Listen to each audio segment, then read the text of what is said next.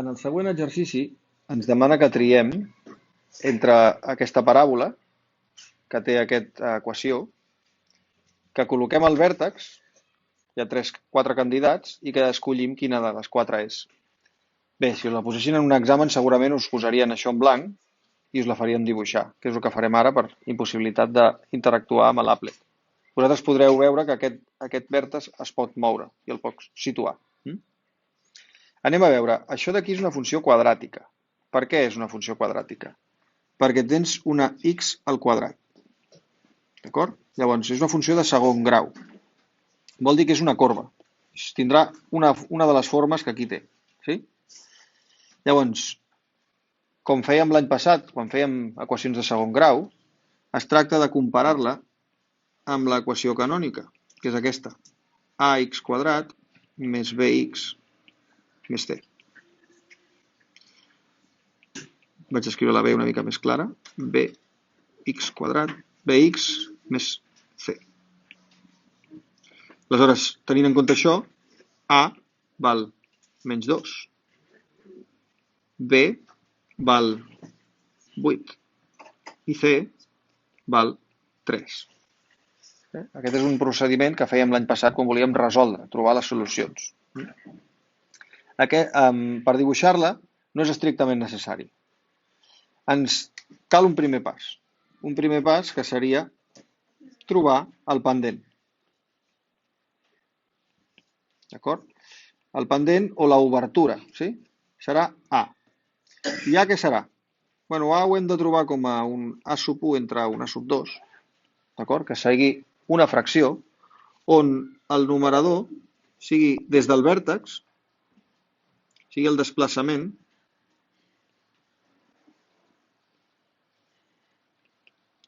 vertical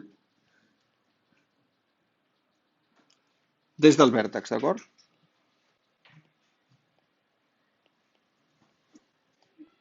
Sí? I això sigui el desplaçament horitzontal també des del vèrtex. És a dir, en aquest cas, A és igual a menys 2. I si ho vull posar com a fracció, sempre tinc el truc de dir menys 2 entre 1. Vol dir que si em desplaço horitzontalment una unitat des del vèrtex, per tornar a trobar-me la funció, hauré de baixar-ne 2 verticals. Anem a veure si això ho compleix. Mireu, la primera, si em desplaço una unitat horitzontal, per tornar a trobar la funció, n'he de baixar 2. Per tant, això ho compleix. Aquesta seria OK. La primera és la que estem buscant. Anem a comprovar les altres, Les altres, fixeu-vos, si em desplaço una unitat horitzontal, per tornar a trobar la funció, he de baixar-ne una, no 2. I aquesta d'aquí, si em desplaço una horitzontal, he de pujar una. Per tant, ja no tindria sentit que fos negatiu. I aquesta, si avanço una horitzontal, he de pujar-ne 2. Per tant, la que és la correcta és la primera, d'acord? Ara es tractaria de saber a on he de traslladar aquest vèrtex i dibuixar-la. En la vostra Applet podreu arrastrar aquest vèrtex. La segona cosa és calcular el vèrtex.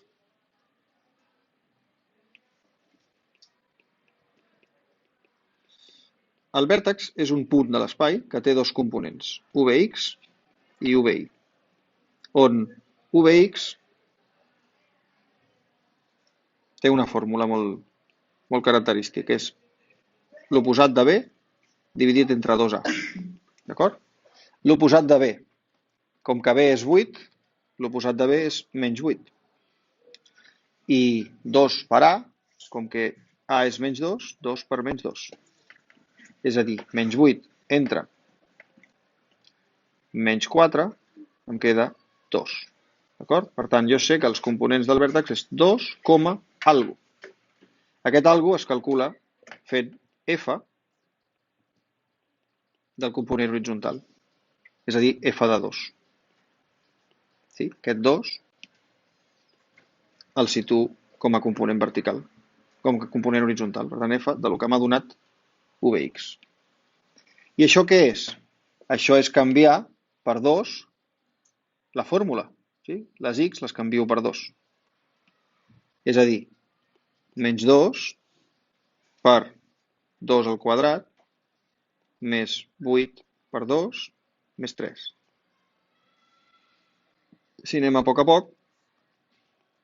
això és 2 al quadrat, que és 4, per 2 són menys 8, més 8 per 2, que són 16, més 3. 16, menys 8 i més 16 són menys 8, més 8 i més 8 més 3 són 11. D'acord, per tant, la component que em faltava era 11. D'acord? Per tant, hauria de moure aquest punt en el 11, en el 3, en el 2, 11. Aquí hauria d'anar dient, a veure, en el component 1 i 2 horitzontal hauria de pujar fins al 11. Només tenim fins al 10, d'acord? Però bé, perquè us feu una idea, seria una cosa així. Estaria aquí. Sí, si allarguem una mica la taula,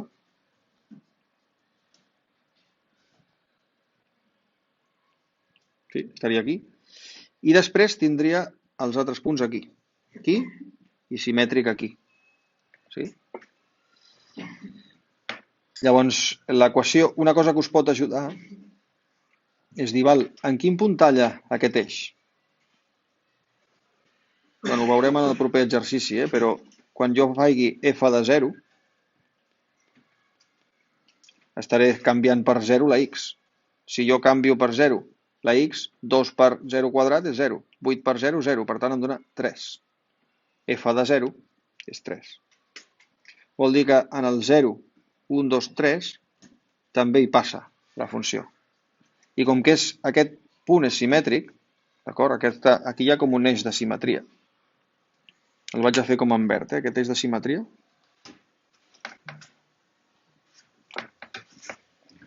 Tots els punts estan a la mateixa distància d'aquest eix.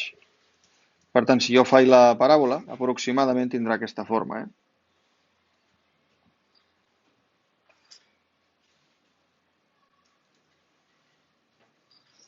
Sí, infinita,